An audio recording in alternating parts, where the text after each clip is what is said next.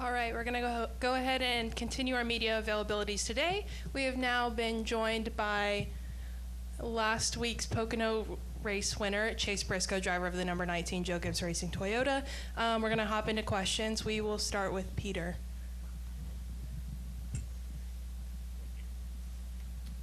Peter Stroud at TSA Sports, right over here, Chase. Since Pocono, has there been any surprise congratulatory message you've received, maybe from Tony himself, now that you two are two of the only winners for Joe Gibbs? Nobody that was really surprising. I felt like it was kind of the normal cast of characters. Tony did reach out, told me he was super happy for me. Then I was texting him last night, actually about him running the midget at IRP. So yeah, it was cool, that Tony reached out. He didn't have to do that, right? But yeah, I would say nobody that was really surprising. It was just kind of the normal people for sure. Before we go to the next question, I do want to note that Noah Gregson will be in the bullpen. He will not be able to make this session. He was scared of the matchup. Yes, yeah, so scared. Yeah. We'll go to Cameron. Cameron Richardson, NASCAR.com. On that, obviously you're not going to do anything to spoil the bigger picture when it comes to in-season challenge, but when it gets late in the race, does the competitive mind kind of take over where it's like, all right, I'm focusing on finishing well, but also trying to stay ahead of Noah as well? Yeah, it's definitely going to be a unique kind of complexion to the race. I've never really been where it's just head-to-head, right, like one other guy. In the playoffs, you are racing only really against, 15 or 11 or 7 or 3 other guys, but never just head-to-head. So, yeah, it will be kind of unique, I think, especially, if you're running, say, 14th and they're running 16th, like that battle is going to be really intense in the mix of the battle of just the race itself. So, yeah, it'll be kind of odd, I think, just having that kind of play out at a super speedway. Just because here, we can literally be all right on top of each other, right? And you can almost have a battle for the win, in a sense, for 15th with the guys. So, yeah, it'll be, definitely a unique layer to the race. Maybe it'll cause chaos at the end. I don't know how desperate people will be the first round, but obviously if you get knocked out the first round, you can't move on. So, yeah, I do think it'll add a very unique element to the race. And, yeah, I'm looking forward to it. It should be a lot of fun. We'll go to Trey and then Bob and work our way down. Scotty Sprinkle, Raceface Digital. I'm curious, leading up into this week, how much emphasis have you put on this bracket challenge being paired with Noah, and has the team put any extra, emphasis on it to you? And does having the win last week kind of make you a little bit more confident to maybe make a daring move to get past him or something if you need to? Yeah, I've looked at the, not only the matchup with Noah, but certainly kind of who I would go up against every single round. The team, truthfully, I don't think really cares. They're more worried about winning the race. And obviously, if you win the race, you're going to move on anyways. But, I don't think that the teams are going to change their strategy just based around who you're racing, because from a playoff standpoint, it doesn't really do anything. Now, I do think that once you get to the final round or, even the final 4, there's a chance that teams will maybe call maybe a different strategy based on their playoff situation. But, yeah, it's definitely something that, I've looked at. Me and Noah trash talked each other for a little bit this week. So it'll be fun, just to, kind of have that competition. And certainly, out of all the tracks, I would say in this matchup deal, I'm by far the most nervous about this one, especially going up against Noah. This is a place where he could come and run really, really well. So, yeah, it'll be a tough challenge for sure. We'll go to Bob. Bob Hockers, Fox Sports. It's my understanding that the drivers are getting paid directly on this. So, I have no idea. You have no idea. Okay, because you were asked by somebody like, how much do you get to keep? I think there's a chance you might be able to keep all of it. That'd be great. Yeah, that'd be good. Honestly, when I did my contract at JGR, I don't even think this has been announced yet, so it was not really a talking point like it would be, like when you were in Xfinity, the dash for cash is obviously a thing you would work around. But yeah, I guess I need to figure that out. We got 5 weeks till I really need to know, but yeah, that'd be cool for sure.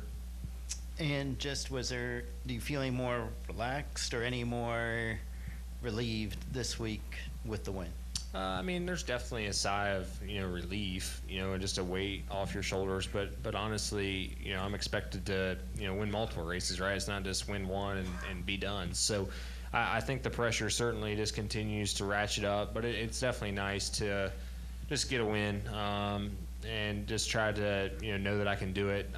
So yeah, it's a weird sense of feelings, because there is a sense of relief, but there also now is more pressure because now they know you can win. So yeah, it's just a unique situation for myself, at least in my career that I'm in now. Go ahead. Yeah, thank you. Chase, Roy Akers, Skyview Sports. I'm not sure if you guys are using the last scoring loop where you can race back to the line, but if you had the opportunity, would you like to race back to the line, against Noah Gragson in one of the stages or for the end of the race?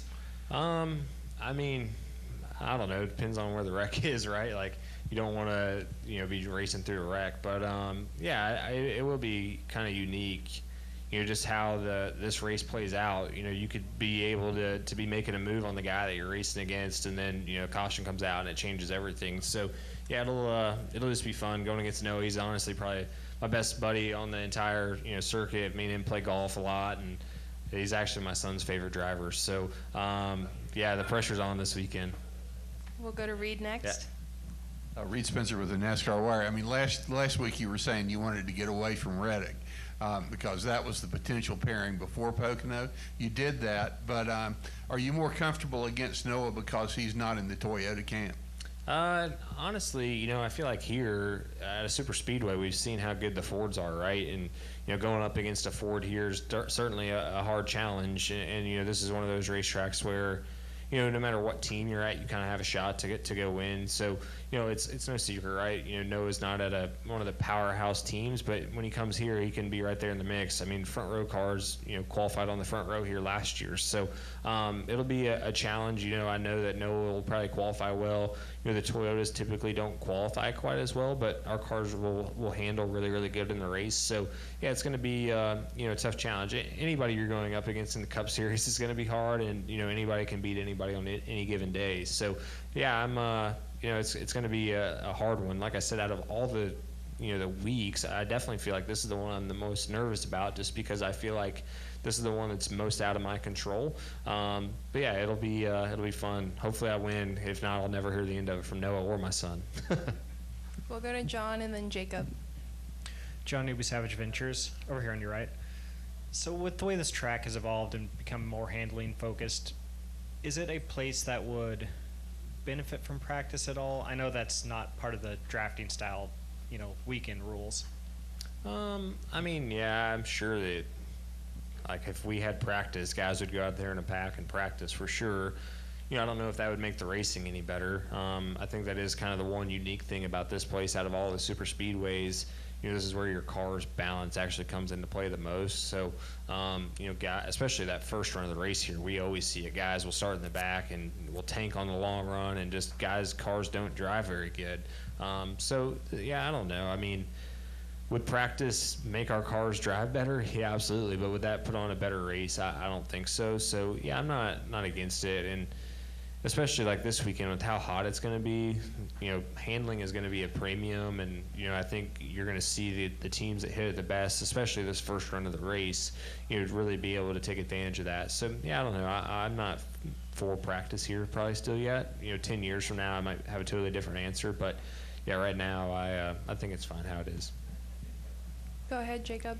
Jacob Zillman, Race Face Digital. So is there any convincing Brooks to root for you over Noah, or is that kind of dad's just second best at this point? Nah, just Noah's like that uncle that just you take your kid to, and he has Pop-Tarts and ice cream and everything else when he's with him, and every candy you try to not give your kid.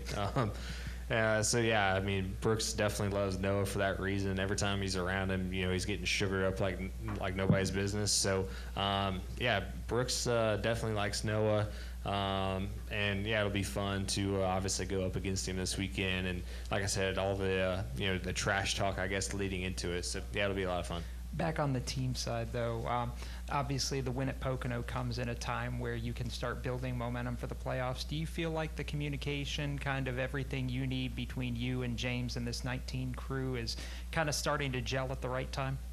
Yeah, for sure. I mean, it's definitely been a learning curve to start the season. I felt like the last 4 or 5 weeks, we've really kind of started just growing a lot week in and week out, and have gotten to a really, really good point. We still have a lot I feel like we can do better, but I feel like our just communication and our trust in each other has grown a lot these last 4 weeks. So hopefully that'll just continue to get better. Like I said, there's still a long way for us to go, but I do feel really, really good about where we're at right now. I felt good about it at the beginning of the season. We were just so new and still learning each other that we're finally at that point where we kind of have an understanding and a baseline, and we just continue to get better and better on that. So it should only get better as time goes. And then we'll go to Lee. Lee Spencer, Sirius XM NASCAR Radio and CatchFence.com. I was sorry to hear you're a Cubs fan, but I'll let you get away with one.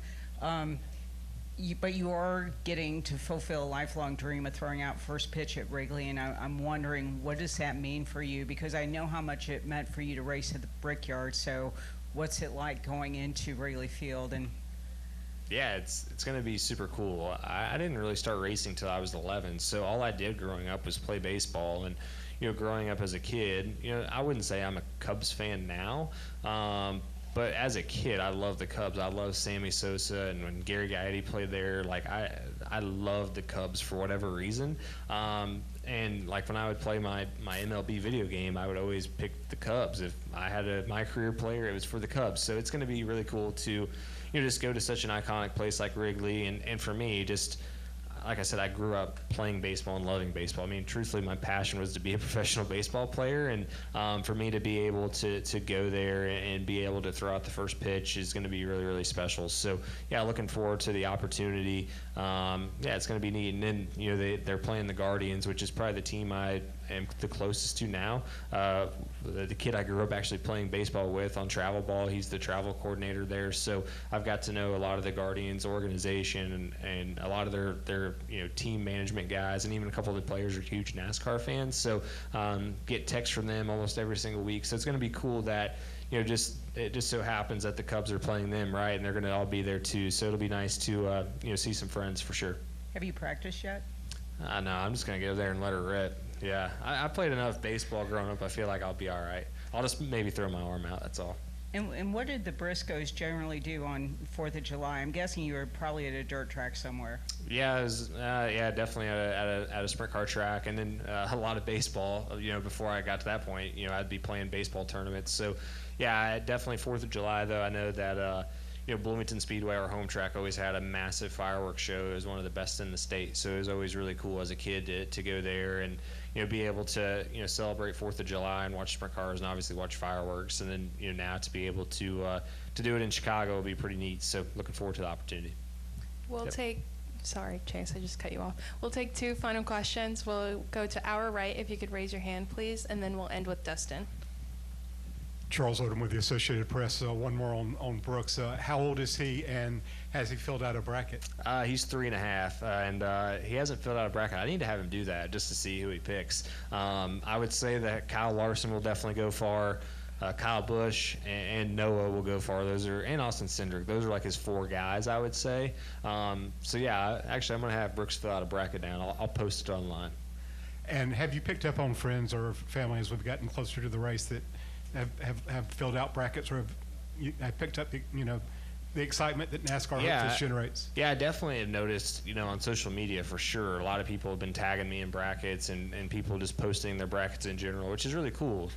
Growing up, and even still to this day, right, when March comes around, like that was the thing. You would fill out your March Madness bracket, and for us to be able to finally have something like that is, a lot of fun. People can kind of follow along, and even for myself, you don't always, it might not be your favorite team, but you find yourself cheering for them if you picked them in the bracket, and it'll be the same, I think, for us, where people will pick drivers that they might not necessarily like, and we'll be cheering for them to do better in the race. So it's always just a fun angle, I feel like, to all sports whenever you kind of have that bracket. And then we'll end with Dustin. Dustin Long, NBC Sports.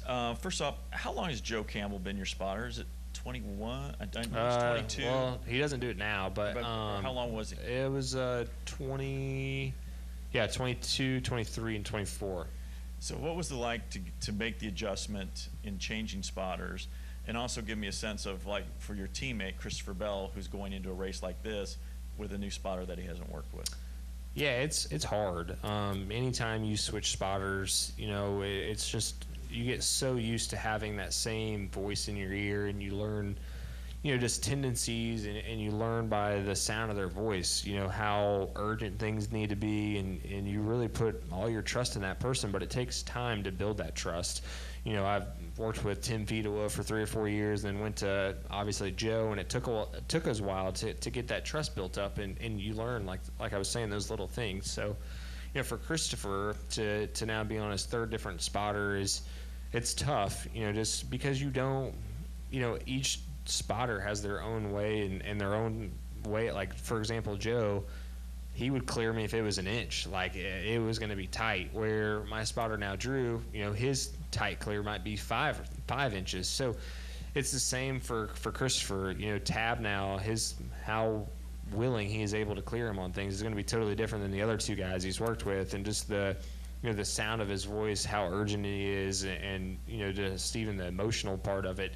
It's a challenge, especially going to a place like this where the spotter, I feel like, is as important as it is. So yeah, it's always tough for the driver, but that's why when you typically find a spotter you like and you work well with and you have confidence in, you try to stick with them for as long as possible. So yeah, it'll be interesting to kind of see how Christopher adapts. Obviously, he's really, really good, so he'll be fine. But, having that voice in your ear is a huge part of your success, especially at a place like this. Is understanding that even it's a teammate and it's another competitor has a different spotter for a race like this, there may be some differences. Is that anything that inside the car that you're aware of in case you're around, the 20 in this case, or is that in one sense too much thinking when everything's happening so fast and you got other things to worry about? I feel like when you're in the heat of the moment and you're racing, right, like I'm not thinking about who his spotter is, but I will say that when you have that constant guy, like I know that there's some spotters that will call tighter clears or be more aggressive on blocks. So when you're racing that guy, you kind of know that, like if you can get close enough, well, this spotter will typically give it to you or call it inside or outside. But with a new spotter, like I won't be thinking, oh man, he's got a new spotter this weekend. But you do get used to how they race throughout the season based on their spotter. And some guys are, like I said, just way more aggressive than others, and you know that when you're racing them. But yeah, at the end of the day, I don't think like tomorrow I'll be like, oh man, he's got a new spotter, I need to be hesitant or anything like that. But it will definitely be a challenging or just a complexion of the race for him that's totally different for sure. Yep. All right, Chase, well, thanks for spending some time with us, and good luck this weekend. Yeah. Thank you guys, appreciate it.